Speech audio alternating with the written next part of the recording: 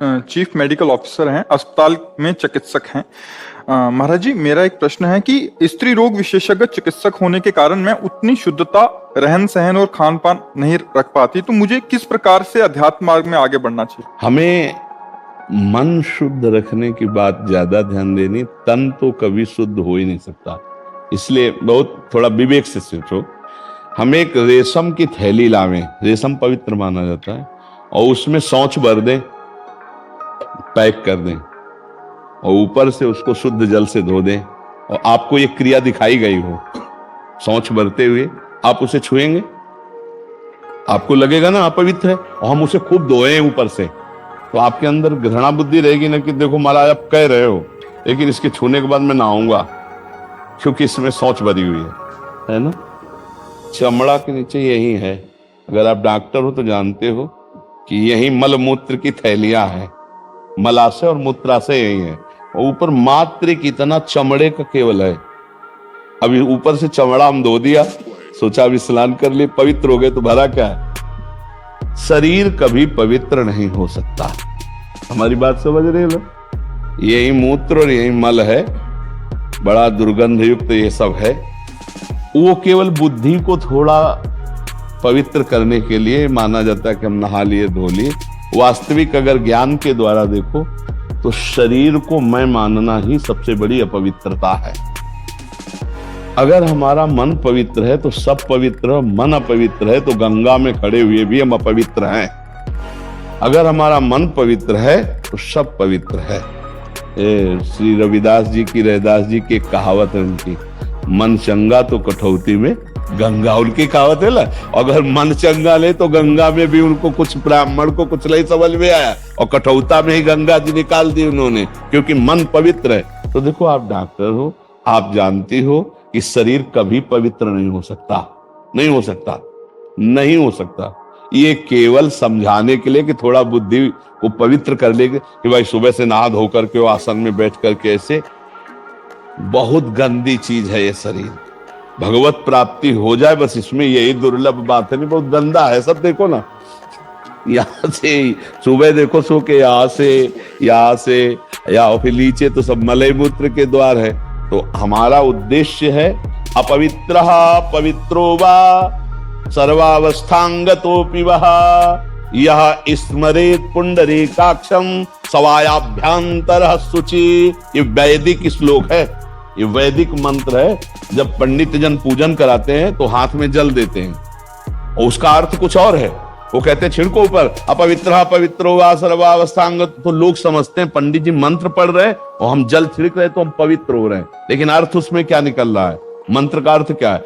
अपवित्र पवित्रो वा, तुम अपवित्र हो या पवित्र, अपवित्र पवित्रो वा सर्वावस्थांगतोपि वः, किसी भी स्थिति में हो। यह स्मरेत पुंडरीकाक्षम, अक्ष पुंडरीकाक्ष कमल नयन भगवान श्री हरि का जो स्मरण करता है, सवायाभ्यंतरः शुचि, वो बाहर और भीतर से पवित्र हो जाता है। समझ रहे? ये अर्थ है। और बोले छिड़को तो समझ रहा कि मंत्र पढ़ लिया हो, पवित्र हो रहे। भाव उसका समझो, अपवित्र हो या पवित्र, किसी भी स्थिति में हो, जो कमल नयन भगवान श्री हरि का स्मरण करता है वो भीतर और बाहर से पवित्र हो जाता है। तो राधा राधा राधा राधा, इसमें कोई जरूरत नहीं है आपकी कि आप पवित्र है कि अपवित्र है कैसे। हाँ, कुछ मंत्रानुष्ठान है जिनकी पद्धतियां हैं, तो समय मिले मंत्रानुष्ठान, गुरुमुख से जो मंत्र मिले वो आसन में पवित्र होकर 24 घंटे में जब समय मिले तब जप ले। नहीं, हर समय राधा राधा राधा राधा राधा, आप परम पवित्र हैं। उस समय आप ये वेद कह रहा है, अपवित्र पवित्रो वा सर्वावस्थांगतोपि वा यह स्मरेत पुंडरीकाक्षम। सवा अंतर और बाहर, सवायाभ्यंतर शुचि, वाय और अभ्यंतर, भीतर और बाहर दोनों जगह पवित्र, और दोनों जगह प्रकाश, आनंद। देखो गोस्वामी तुलसीदास जी कह रहे, राम नाम मणिदीप धरी जीह देहरी द्वार, तुलसी भीतर बाहरो जो चाह सूजियार। यदि बाहर भी आनंद चाहते हो, अंदर भी आनंद प्रकाश चाहते हो, तो जीव में नाम जपना शुरू कर दो। गोस्वामी जी कहते राम राम राम राम, तो बाहर और भीतर सब जगह आनंद हो जाएगा। ऐसे हम कहते हैं राधा राधा रटो।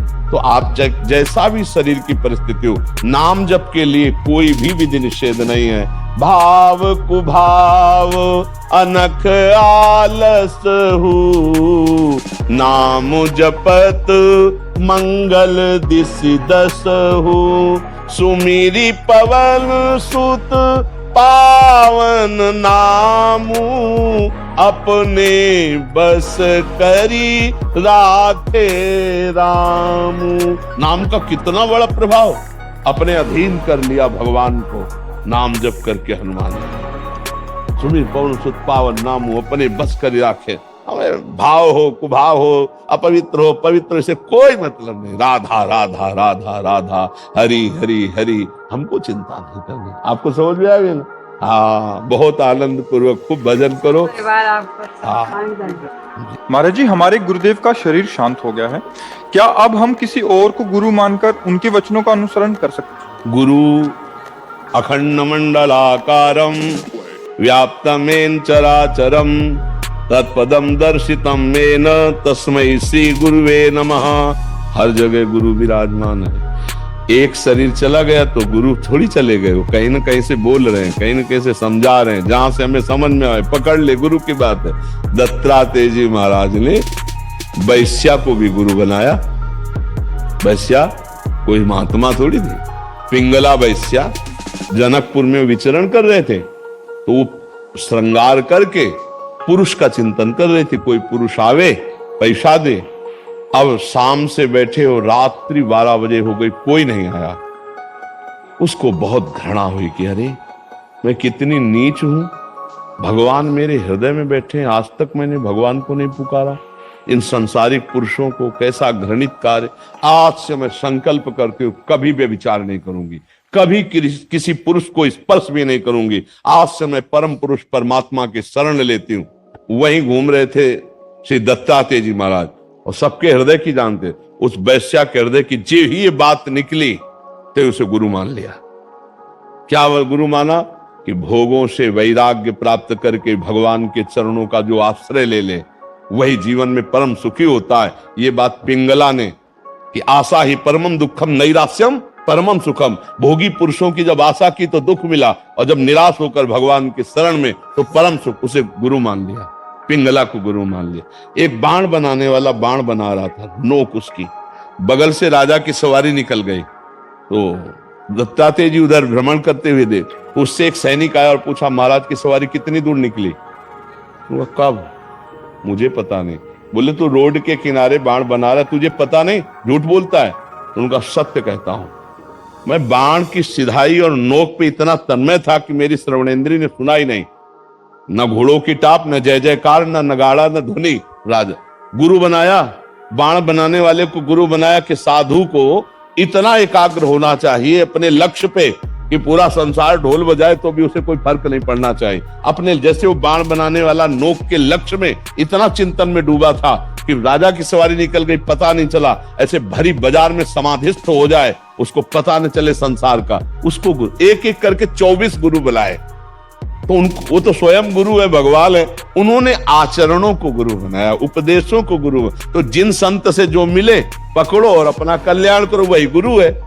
गुरु का मतलब कोई एक शरीर में बैठा हुआ नहीं, कहीं से भी गुरु उपदेश कर। तो हमको जहां से भी मिले, भाई अगर हीरा कूड़े में पड़ा हो तो हम उठाएंगे तो हीरा ही ना। ऐसे ही कोई कहीं, मान लो कोई बच्चा है, कोई गृहस्थ है, कहीं से भी कोई बोल रहा है, तो हम भगवान का ही उसे उपदेश मानकर मेरे गुरुदेव भगवान यहाँ से मुझे समझा रहे हैं, मुझे समझ लेना चाहिए। तो हमें लगता है कि दूसरा, तीसरा, चौथा, पांचवा की बात नहीं, मेरे गुरुदेव इस रूप में बोल रहे हैं, वो बात हम पकड़ लेते हैं।